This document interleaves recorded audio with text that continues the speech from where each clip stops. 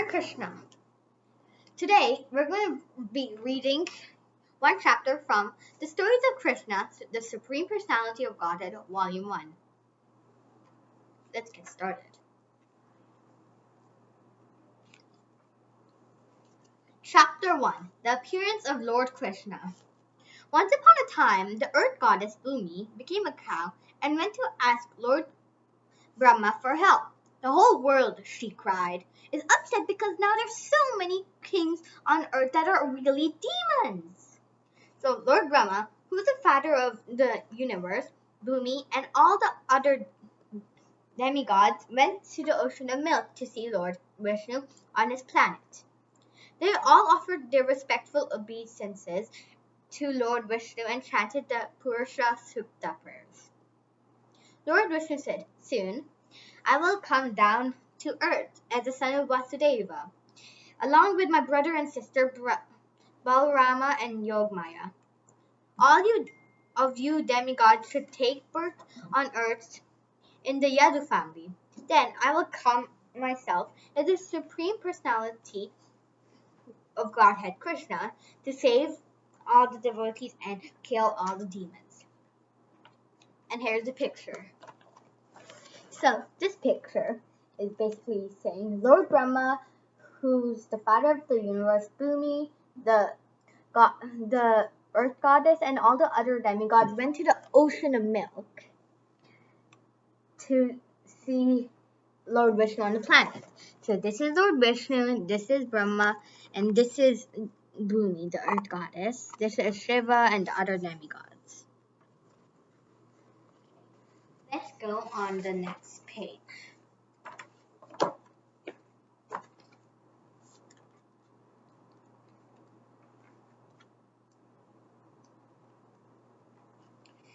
Okay.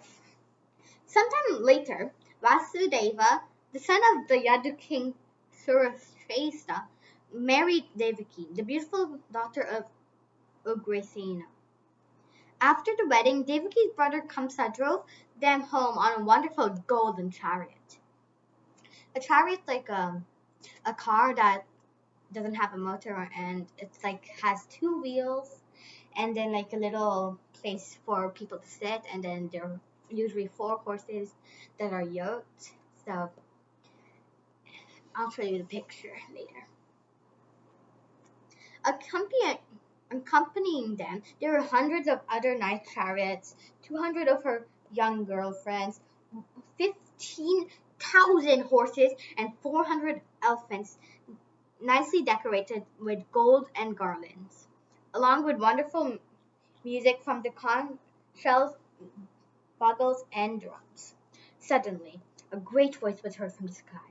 "Kamsa, you're such a fool. The 8th son of this sister will kill you." Kamsa became afraid. Immediately, he caught Devaki's hair and raised his sword to kill her. Vasudeva, her fearless husband, stopped him and said, "My dear brother-in-law, please don't kill your own sister. She's never going to give you any trouble. Right now, you're quite safe. Whenever she has any children, I promise you to give them all to you." Kamsa knew that Vasudeva would keep his promise, so he did not kill her. And this picture. So this is the picture of like Kamsa about to kill Devaki when Vasudeva stopped him. After Devaki had her first baby, the great devotee Narada Muni came to Kamsa and said, "Kamsa, be careful of the fence and demigods born in the families of Vasudeva. Nanda Maharaj and the cowherd men, they're getting all ready for Krishna to come. He's sure to kill all the demonic kings of the world." So let's go to the next page. Kamsa and his friends were all demons, so they were always afraid of the demigods. And Kamsa was especially very, very, very, very afraid that he would be killed by Krishna, who would be born in the Yadu family. The Yadu family is like a family tree that, like, is called the Yadu family. He locked Vasudeva, Devaki, and his own father Ugrasena in prison. Then Kamsa made himself the king. He began to disturb the whole Yadu family and even killed the 6 baby boys born to Devaki and Vasudeva, one after another. Krishna's sister Yogamaya took away Devaki's 7th boy Balrama and put him safely in Vrindavan with Rohini in the house of Nanda and Yashoda. Then Krishna was ready to come as the 8th son of Devaki. Oh yeah, I forgot to show you the picture. This is a picture. That's Devaki in the prison house. And at that time, the prisons were kind of good. Beautiful. Yeah, they were more beautiful than this time.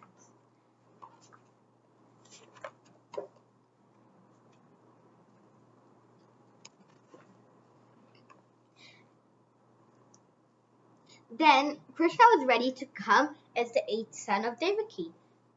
The baby Kamsa feared the most.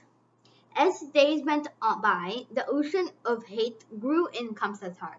He waited for the birth of the child, hoping to kill him as he had killed Devaki's other 6 sons. He was always thinking of Krishna 24 hours a day. That means like the whole day he was thinking about Krishna. Well, I don't think. While sleeping, eating, or working, while taking, sitting, or walking, talking, sitting, or walking, all Kamsa could see around him was Krishna. Devaki became very happy waiting for Krishna's birth. All the demigods and Narada visited her to tell her, "Do not be afraid, Devaki. Your son Krishna will never be killed by the demon Kamsa. Krishna is coming just to kill all the demons everywhere in the world, so his devotees will live peacefully."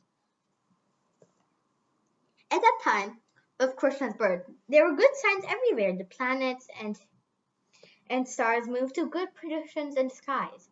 The rivers were full of clear, flowing waters, and the lakes were full of lotus flowers. The forests were full of beautiful singing birds and dancing peacocks. The soft wind smelled of sweet flowers. The Brahmana priests found their homes very nice for offering sacrifices and prasada to the Lord. Prasada is like food that's been offered to the Lord, and then he gives us back to us so we can purify ourselves. The Gandharvas and Kinnaras began to sing heavenly songs. The Siddharas and Charnaras offered praise, and the Apsaras began to dance, and the great sages and demigods showered flowers from the sky. The Gandharvas and Kinnaras, the Siddhas, Charnavas, and Asparas lived in heaven. Yeah, they lived in heaven. Then the darkness of night, during a heavy rainstorm, Lord Vishnu appeared as the Supreme Personality of Godhead before Devaki, who also looked as beautiful as a demigoddess. Vasudeva saw his wonderful baby boy with 4 hands holding a conch shell, disc, club, and lotus flower, flashing his bright effulgence within the room. He had the special mark of Shivastra on his chest, and the jeweled necklace with the Kastubya jewel around his neck. He was dressed in yellow silk, valuable golden bracelets, bangles, earrings, and other ornaments over his body. He had a full head of lovely thick black hair and wore a helmet and the Vedura stone. Vasudeva wanted to celebrate the birth of his wonderful baby boy by giving away thousands and thousands of decorated cows to the Brahmanas. But as a way, he was locked in prison. So he simply prayed. He bowed down with folded hand to offer praise. "My Lord," he said, "you are the Supreme Personality of Godhead, and you have so kindly appeared in my home to kill the demonic kings of the world like Kamsa. Knowing that you are going to kill him and his followers, Kamsa has already killed your 6 baby brothers before you. As soon as he understands that you have our hairs last, he will try to kill you too. Devaki was very afraid of her brother and prayed, "My dear Krishna, please save me from the cruel hands of Kamsa. As soon as he knows your hair, he will try to hurt you. So please hide your forearm form from our eyes." Krishna answered, "I know you're thinking about me out of great love and are afraid of Kamsa. Therefore, take me to Gokula, Vrindavana, and exchange me with the daughter that has been just born to Yashoda." Yashoda was, Devaki's the real mother of Krishna, but Yashoda became the foster mother in the later chapters. Then, Lord Krishna turned himself into an ordinary baby boy. Vasudeva quietly took his son out of the prison. However, somehow, all the doors has opened, and everyone in Kamsa's palace, especially the doorkeepers, slept very nicely. So here's the picture. The birth of baby Krishna. So he was originally this, then he became this, and here Devaki and Vasudeva. Cute. Now, let's go to the last few pages. The night was dark, and it was thundering and raining. While Vasudeva carried the little Krishna in the heavy rain, Lord Anantashesha spread his serpent hood over Vasudeva's head like an umbrella. They came to Yamuna's river, which was roaring with big waves and foam, but they were able to cross. On the other side, Vasudeva went to the home of Nanda Maharaja in Vrindavana, where everyone was also sleeping. He walked inside and put down Krishna next to Mother Yashoda. Then he picked up Yashoda's baby girl and went back to her in the prison of Kamsa, where he put her down next to Devaki. Then he locked everything very well, so Kamsa would not see that many things happen during the night. After Kamsa locked the doors and gates, the gatekeepers woke up and heard the new baby crying. They all went to tell Kamsa. Kamsa was terrified. His hair was standing on end. That means his hair was like that.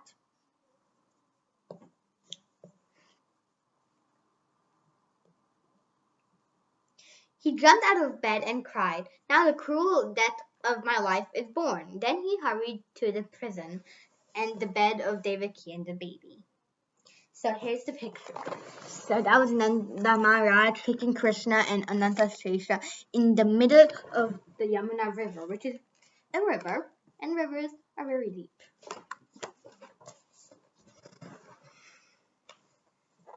Quietly, Devaki said, "My dear brother Kamsa, please do not kill this baby girl. You will not be killed by a girl, but my 8th son."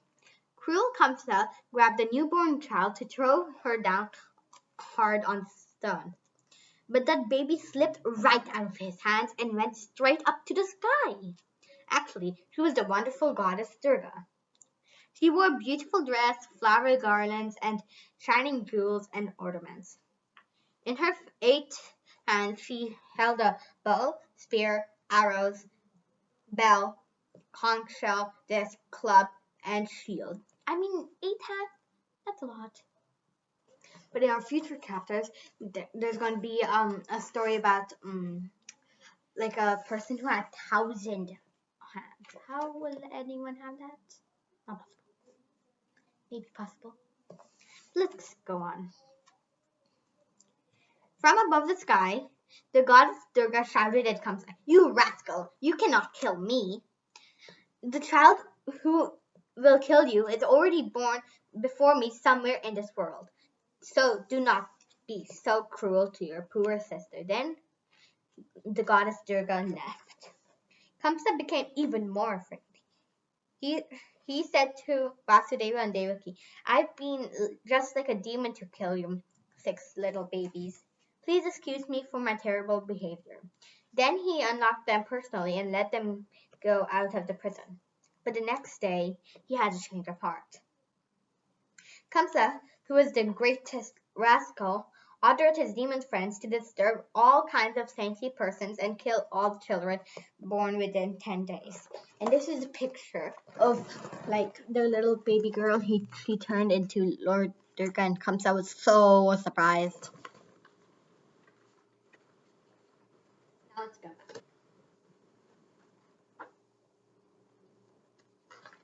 This is the last page. So our chapter will be ending. In Vrindavana, it was declared that a boy was born to Yashoda. Nanda Maharaja gave away 100,000 well-decorated cows, mountains of grains, golden bordered cloth, and ornaments to the Brahmanas, musicians, and singers. The Brahmanas chanted Sanskrit hymns for the good fortune of the child. All the cowherd men and their wives, the gopis, dressed up very nicely and bought gifts for the new baby, which was Krishna. When they got to Nanda Maharaja and Yashoda's house, the gopis gave their blessings to Krishna by mixing up turmeric powder, oil, yogurt, milk, and water and sprinkling it on him and everyone there. The cowherd men saw the fun and they in turn joyfully threw yogurt, milk, ghee, and water on the gopis. Then everyone began to throw butter on each other. Nanda Maharaja was very happy to see all of them enjoying Krishna's birth ceremony and prayed to the Supreme Personality of Godhead to protect their child. So we're going to read the next chapter tomorrow. I hope you had fun. Bye. Hare Krishna.